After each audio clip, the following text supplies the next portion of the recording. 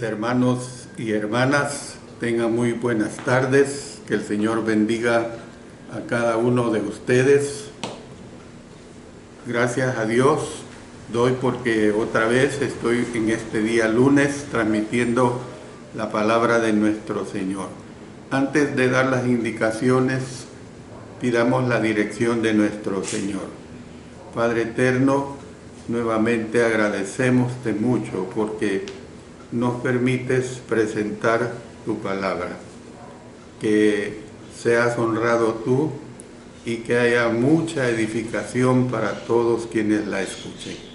En el nombre de nuestro Señor Jesucristo. Amén. Amén. Bueno, ustedes recuerden que estamos estudiando los días lunes a través de Mensaje para Salvación y en mi especial programa Cultivando Vidas para Cristo. Estamos estudiando el libro de Colosenses y estamos en el subtema de la descripción que hace Pablo de la plenitud de Cristo, y hoy vamos a ver la parte 5. Si ustedes recuerdan, nos quedamos en la parte que corresponde a 4 preguntas en relación a la fe. Estudiamos 2 de esas preguntas. Vamos a discernir la pregunta número 3 y número 4, que trata precisamente en este estudio. De manera pues que esa es la continuación.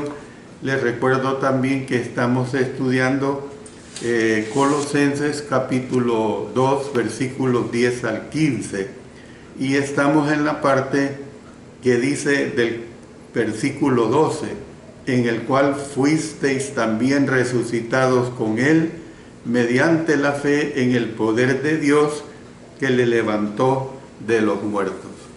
Bueno, continúo con la pregunta número 3, pregunta relacionada con la fe. Eso es lo que estamos estudiando. La pregunta es, ¿debe traducirse la frase despisteos del idioma griego como fe de o como fe en? Dice el versículo 12, ya lo hemos leído, sepultados con él en el bautismo, en el cual fuisteis también resucitados con él mediante la fe en el poder de Dios que le levantó de los muertos.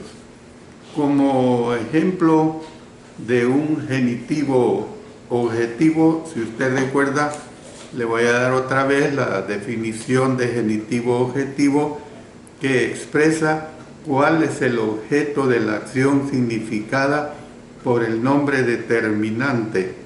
Y les di este ejemplo: el temor del castigo, o sea, es decir, el temor que se tiene al castigo, pues alguna persona teme el castigo. Entonces, cuando estoy hablando pues de ejemplo de un genitivo objetivo, es un genitivo de objeto, o sea, fe en. La frase del apóstol Pablo como fe, confianza, seguridad en Dios es lo que vemos. Luego, después de citar pasajes donde aparece esta forma de usar la palabra, por ejemplo en Marcos 11:22, respondiendo Jesús les dijo, tened fe en Dios. Es un genitivo objetivo. Ellos dieron esta traducción de Colosenses 2:12, fe en el poder de Dios que le levantó de los muertos. En la revisión del 2000, esta parte del versículo, está esta parte del versículo de un modo idéntico. También dando aclaraciones al respecto, voy a usar una serie de citas bíblicas bastante alargada, es decir, vamos a ver otros pasajes donde aparece el genitivo objetivo. Miren lo que dice Marcos 11:22. Respondiendo Jesús les dijo, tened fe en Dios. Romanos 3:22 y 26. La justicia de Dios por medio de la fe en Jesucristo para todos los que creen en Él, porque no hay diferencia. Verso 26. Con la mira de manifestar en este tiempo su justicia, a fin de que Él sea el justo y el que justifica al que es de la fe de Jesús. Luego Gálatas 2:16 y 20. Sabiendo que el hombre no es justificado por las obras de la ley, sino por la fe de Jesucristo. Nosotros también hemos creído en Jesucristo para ser justificados por la fe de Cristo y no por las obras de la ley, por cuanto por las obras de la ley nadie será justificado. Verso 20. Con Cristo estoy juntamente crucificado, y ya no vivo yo, mas vive Cristo en mí. Y lo que ahora vivo en la carne, lo vivo en la fe del Hijo de Dios, el cual me amó y se entregó a sí mismo por mí. Gálatas 3:22 nos dice, mas la Escritura lo encerró todo bajo pecado, para que la promesa, que es por la fe en Jesucristo, fuese dada a los creyentes. Vámonos a Efesios 3:12, en quien tenemos seguridad y acceso con confianza, noten, por medio de la fe en Él. Filipenses 1:27, solamente que no os comportéis como es digno del Evangelio de Cristo, para que o sea que vaya a veros o que esté ausente, oiga de vosotros que estáis firmes en un mismo espíritu, combatiendo unánimes por la fe del Evangelio. Entonces, con esto vemos los ejemplos en relación a la pregunta número 3.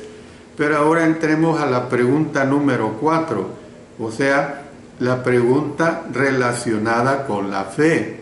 Que no se les olvide esto, hermanos, son preguntas relacionadas con la fe. La pregunta es, ¿tiene que poner la gente su fe en lo que Dios está haciendo cuando son bautizados? El que está siendo bautizado necesita tener fe en que el poderoso accionar de Dios, el mismo poder que levantó a Jesús, le dará una nueva vida espiritual. La nueva vida se da cuando en el bautismo Él participa de la sepultura y de la resurrección de Jesús. Esto puede suceder solamente si la persona, siendo bautizada, tiene fe en la actividad de Dios para circuncidarlo espiritualmente y para hacerlo espiritualmente vivo. La seguridad de que Dios puede hacer esto se basa en la poderosa obra de éste al levantar a Jesús.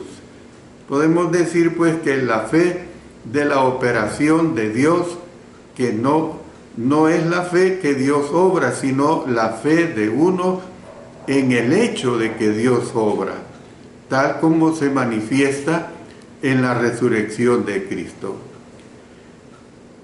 El que está siendo bautizado no solo tiene fe en el poder de Dios, tal como se traduce en la Nueva Versión Internacional, sino también en el accionar, o sea, energía del idioma griego, en el accionar de Dios. Entonces, mire, yo le voy a dar una serie de ejemplos en relación a esta palabra energía.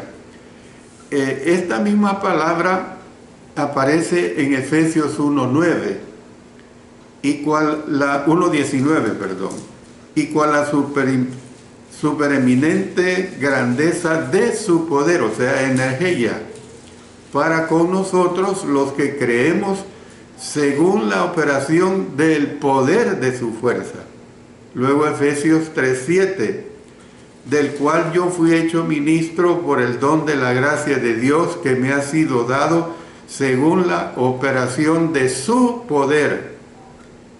Efesios 4:16, de quien todo el cuerpo, bien concertado y unido entre sí por todas las coyunturas que se ayudan mutuamente, noten, según la actividad propia de cada miembro, recibe su crecimiento para ir edificándose en amor.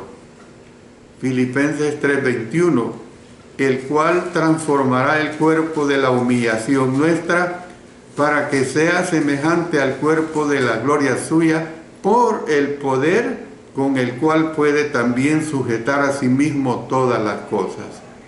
Colosenses 1:29, para lo cual también trabajo luchando según la potencia de Él, la cual actúa poderosamente en mí.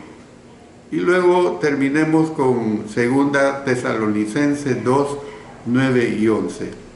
Inicuo cuyo advenimiento es por obra de Satanás, con gran poder y señales y prodigios mentirosos. Por esto Dios les envía un poder engañoso para que crean la mentira. O sea, usted puede notar pues que todos estos versículos tienen que ver con el accionar, o sea, energía.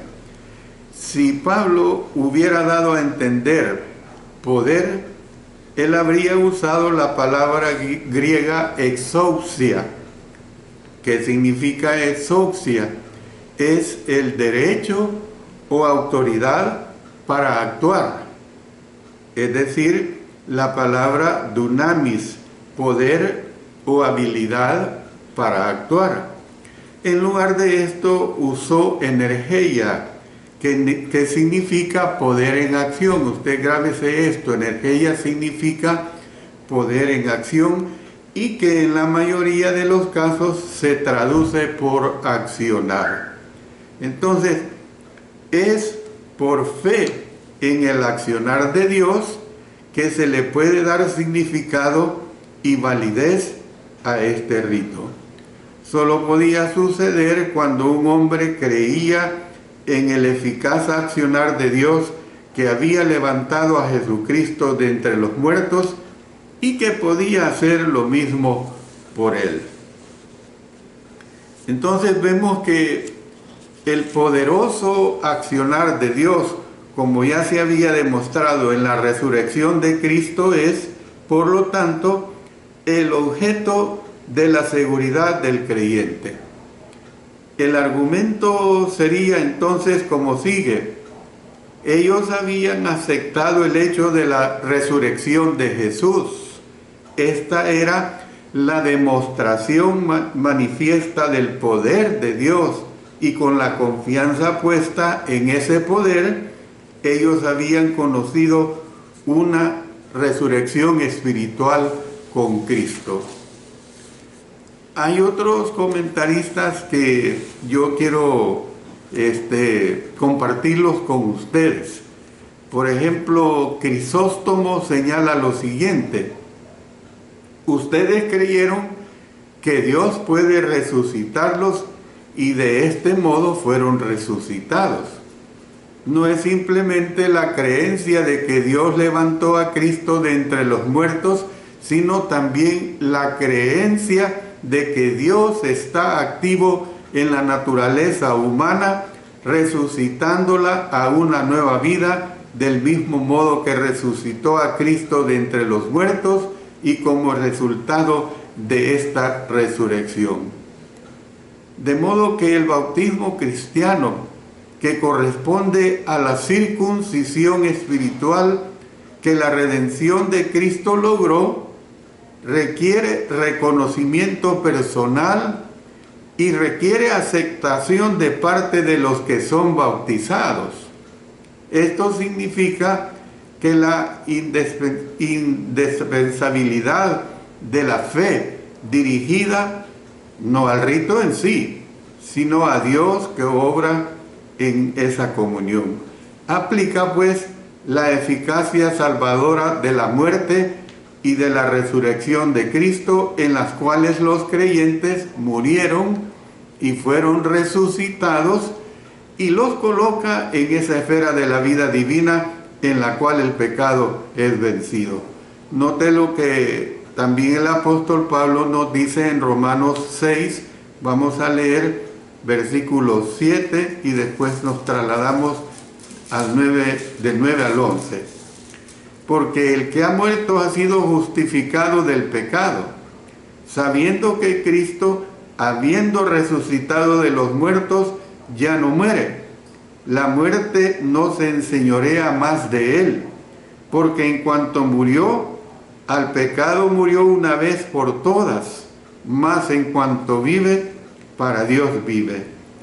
Así también vosotros consideraos muertos al pecado, pero vivos para Dios en Cristo Jesús, Señor nuestro. Entonces vemos que la sección central del versículo 12 puede traducirse como sigue: cuando fuisteis bautizados, Dios hizo que volvierais a vivir, por decirlo así, por su poder. Él os resucitó, por decirlo así, juntamente con Cristo. Esto sucedió como resultado de vuestra confianza en el poder de Dios. Es un error representar la función de la fe como si ella consistiera únicamente en pedir el bautismo, en el cual Dios actúa sin tomar en cuenta la actitud del hombre, ni el entendimiento de éste pueda tener de lo que Dios hace en el bautismo, ni la evidencia de una intención de hacer la respuesta apropiada después del bautismo. Por lo tanto, a Dios se le caracteriza de este modo. Se le caracteriza como quien lo resucitó de entre los muertos, porque el silogismo aplica: si Dios resucitó a Cristo, entonces a mí también puede llevarme a nueva vida. Miren lo que nos dice Efesios 1, 19 y 20. Y cuál la supereminente grandeza de su poder para con nosotros los que creemos, según la operación del poder de su fuerza, la cual operó en Cristo, resucitándole de los muertos y sentándole a su diestra en los lugares celestiales. Es precisamente por fe en ese accionar de Dios que esta experiencia de nueva vida se realiza. Entonces, mire lo que voy a decirle a continuación, es muy importante. La fe del que está siendo bautizado no está puesta en el que administra el acto, ni en el agua, ni en el acto en sí, ni únicamente en la resurrección de Jesús. La fe ha de dirigirse a Dios con la seguridad de que su accionar puede efectuar las transformaciones prometidas en la nueva vida del cristiano. La fe de que Dios puede hacer esto y de que lo hará se basa en su activo poder, tal como se demostró en el acto de resucitar a Jesús. No debe esperarse que Dios actúe a menos que una persona tenga tal fe en Él. Ser sepultado y resucitado con Jesús por causa de la fe en el poderoso accionar de Dios produce 3 resultados, se lo digo. Número 1, circuncisión, o sea, la circuncisión espiritual, pues. Número 2, nueva vida. Y número 3, perdón. Entonces, en el momento del bautismo, los incircuncisos son circuncidados espiritualmente. Los muertos en pecado reciben la vida y los pecados son perdonados. Hizo una correcta observación respecto de la progresión de pensamiento que manifestó el apóstol Pablo al avanzar del versículo 12 al 13. La oración que sigue explica lo que en realidad se quiso dar a entender con la vida de resurrección que ellos ya habían alcanzado. Denota el ser libres de incircuncisión con fundamento en el perdón de pecados. Voy a hacer la pausa que siempre hago para dirigirnos al Señor en oración, pues siempre en este programa tomamos parte para llevar a nuestro Dios las peticiones que a través de este programa o durante el transcurso de la semana hermanos y hermanas nos escriben para que oremos por ellos. De manera que pongámonos en oración. Padre nuestro que estás en los cielos, santificado sea tu nombre, ahora y siempre. Gracias por otro lunes más que nos das el privilegio de reunirnos a través de estos medios de difusión para estudiar tu bella palabra y agradecerte por todo lo bueno que eres con nosotros. En estos minutos te suplicamos por nuestras vidas mortales que necesitamos de ti. Te imploramos por nuestro hermano Miguel Oswaldo Aguilar, que está pasando por los duros efectos de la quimioterapia y radioterapia, que tú le ayudes mucho, Padre amado. Oramos por la hermana Esmeralda de Hernández, la hermana Claudia Lara, la hermana Dora Mendoza, la hermana Laura Preciado, las niñas Esbeide y Lexi.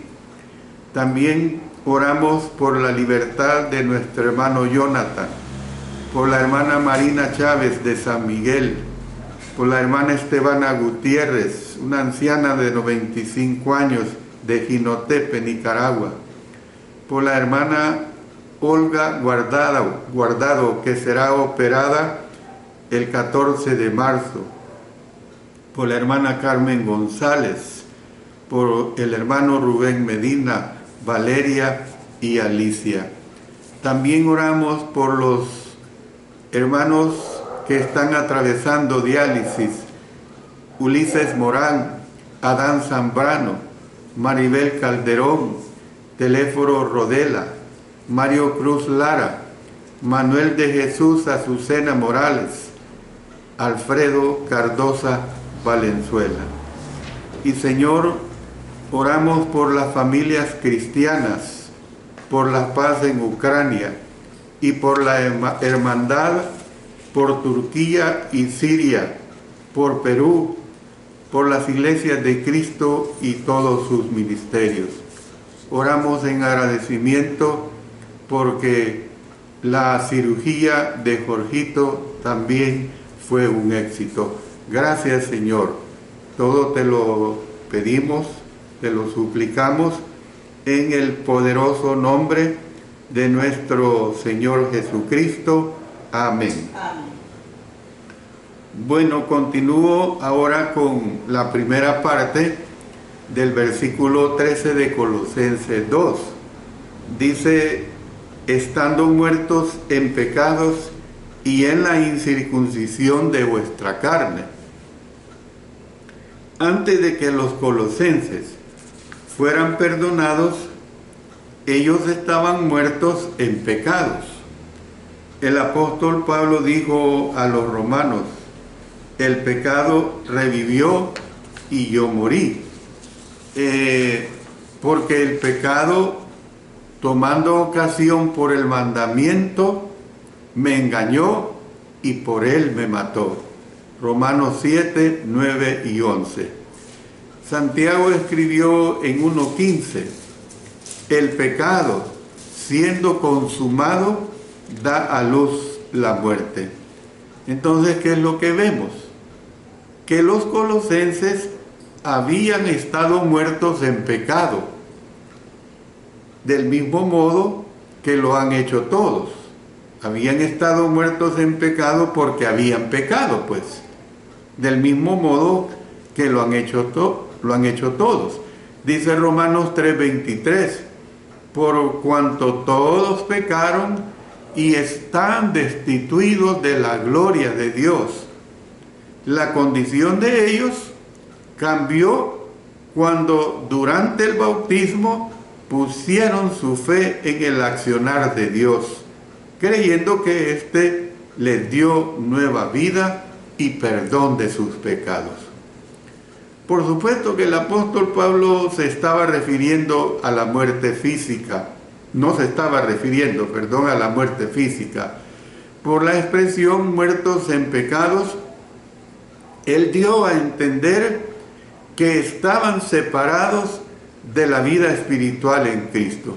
Dice en Efesios 4:18, teniendo el entendimiento entenebrecido, ajenos de la vida de Dios, por la ignorancia que en ellos hay, por la dureza de su corazón, como resultado del pecado, como resultado pues del pecado se da esta situación. Entonces, debido a que Jesús es la fuente de vida espiritual, mire lo que dice 1 Juan 5:12, el que tiene al Hijo tiene la vida, el que no tiene al Hijo de Dios no tiene la vida. En otras palabras, los que no están en Él están espiritualmente muertos, con el fin de recibir la vida que hay en Cristo. Dice el apóstol Juan en su primera carta 5:11, y este es el testimonio que Dios nos ha dado vida eterna, y esta vida está en su Hijo. Un creyente pues debe ser bautizado en Cristo. Por eso repito lo que dice Romanos 6:4, porque somos sepultados juntamente con Él para muerte por el bautismo, a fin de que como Cristo resucitó de los muertos por la gloria del Padre, así también nosotros andemos en vida nueva.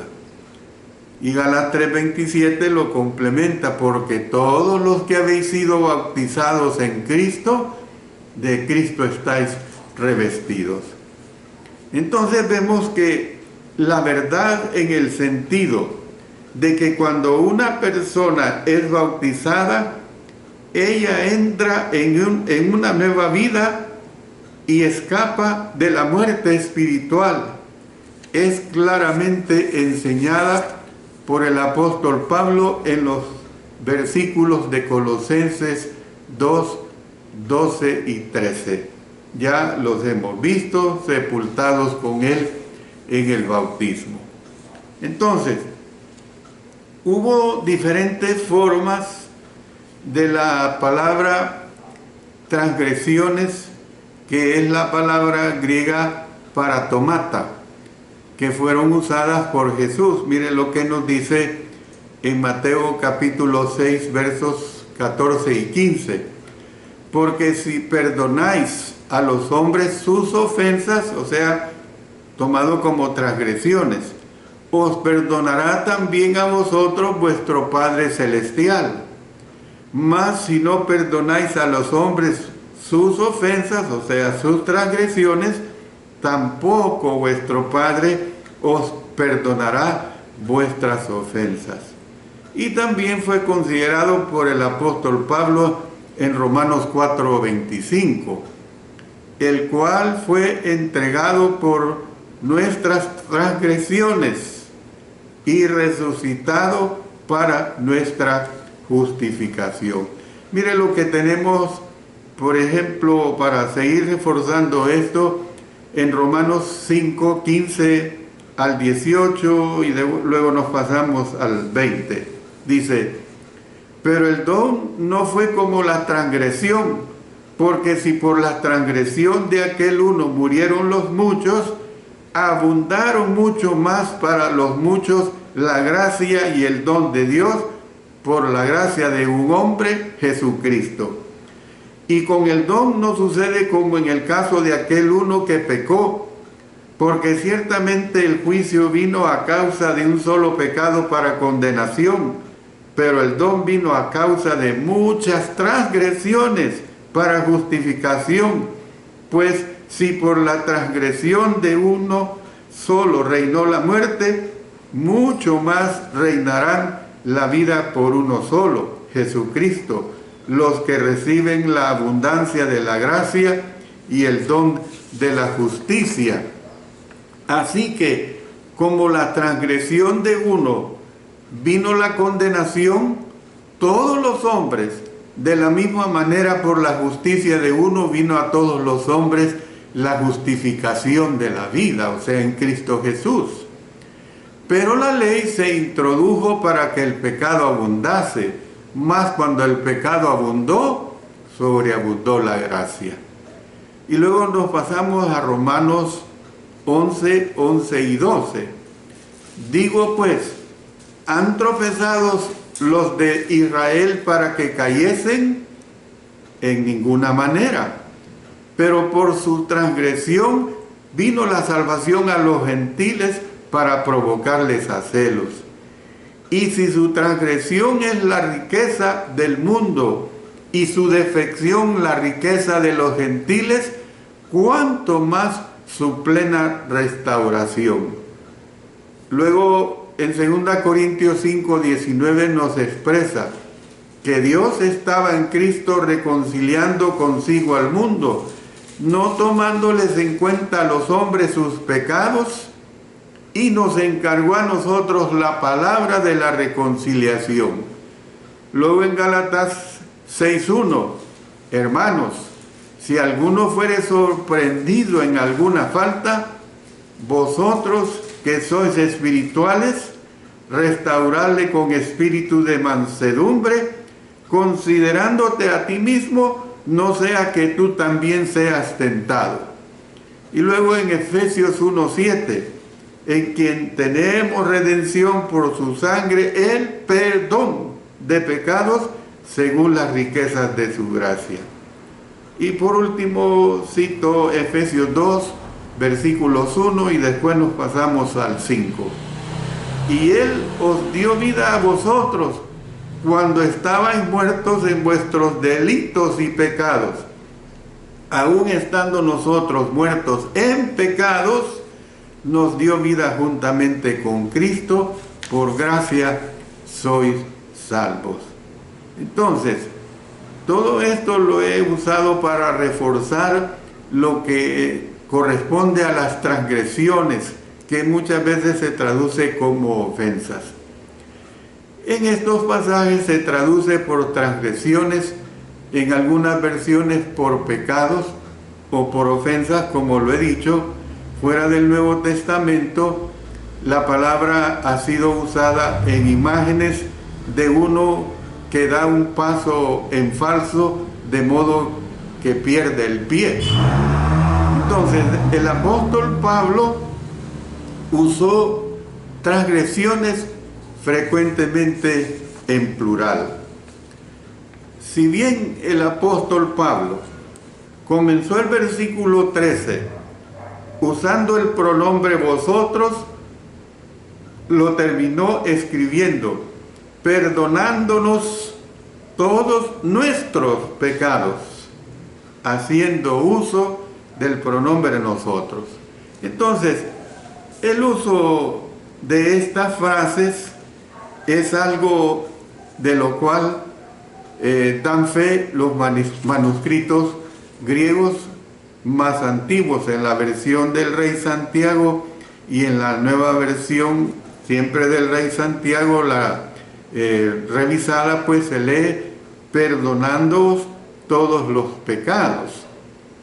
Al usar nosotros, el autor se incluyó a sí mismo como uno a quien se le perdonaron sus transgresiones cuando participó de la sepultura y de la resurrección de Jesús en el bautismo, al igual que todos nosotros que hemos creído y que hemos obedecido. Jesús había enviado a Ananías, a Pablo, para decirle lo que debía hacer. Mire lo que tenemos en Hechos 9:6. Él, temblando y temeroso, dijo: Señor, ¿qué quieres que yo haga? Y el Señor le dijo: levántate y entra en la ciudad, y se te dirá lo que debes hacer. Y Ananías había dicho: levántate y bautízate, y lava tus pecados invocando su nombre. Hechos 22:16.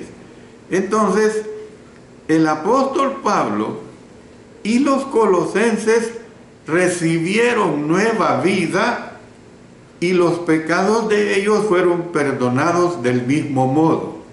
Así como, hermano, hermana, han sido perdonados nuestros pecados del mismo modo cuando decidimos obedecer y fuimos sumergidos en agua, o sea, fuimos bautizados en Cristo Jesús.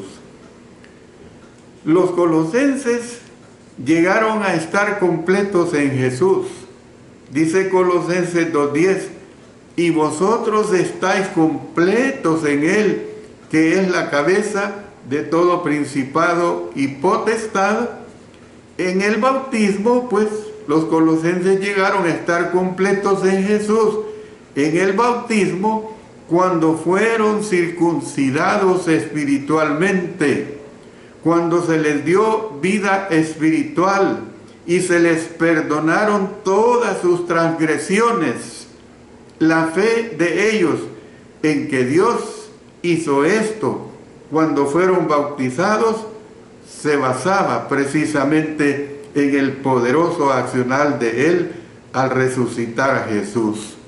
Ellos tenían fe en que si Dios podía poner vida nueva en el cuerpo muerto de Jesús, entonces Él podía llevarlos de muerte espiritual a una nueva vida espiritual. Esto fue lo que sucedió cuando ellos participaron de su sepultura y de su resurrección en el bautismo. En la era judía, a los judíos incircuncisos y a los gentiles se les consideraba separados de Dios y sin esperanza, dice en Efesios 2:11 y 12. Por tanto, acordaos de que en otro tiempo vosotros los gentiles, en cuanto a la carne, eras llamados incircuncisión por la llamada circuncisión hecha con mano en la carne. En aquel tiempo estabais sin Cristo, alejados de la ciudadanía de Israel y ajenos a los pactos de la promesa, sin esperanza y sin Dios en el mundo. ¿Qué es lo que nos está diciendo esto, pues? Que no eran aceptados como pueblo de Dios por los judíos. En la era cristiana, los que no están espiritualmente circuncidados no son pueblo de Dios, en vista de que la circuncisión espiritual se recibe al ser bautizados.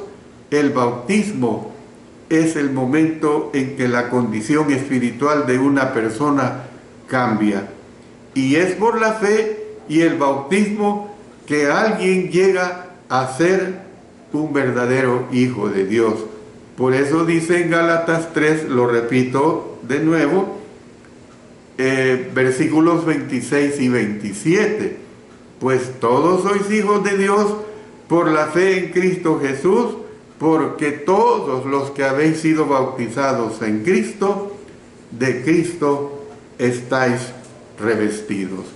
Yo voy a parar acá, mis estimados hermanos y hermanas, siempre invitándoles pues para el próximo lunes 5 de la tarde, hora de El Salvador, a continuar con este estudio. Voy a continuar con el versículo 13, donde nos está diciendo la segunda parte de este versículo: os dio vida juntamente con Él, perdonándoos todos los pecados. Yo no puedo continuar porque apenas me quedan unos 3 minutos y no dejaría concluido esta parte del versículo 13 del capítulo 2.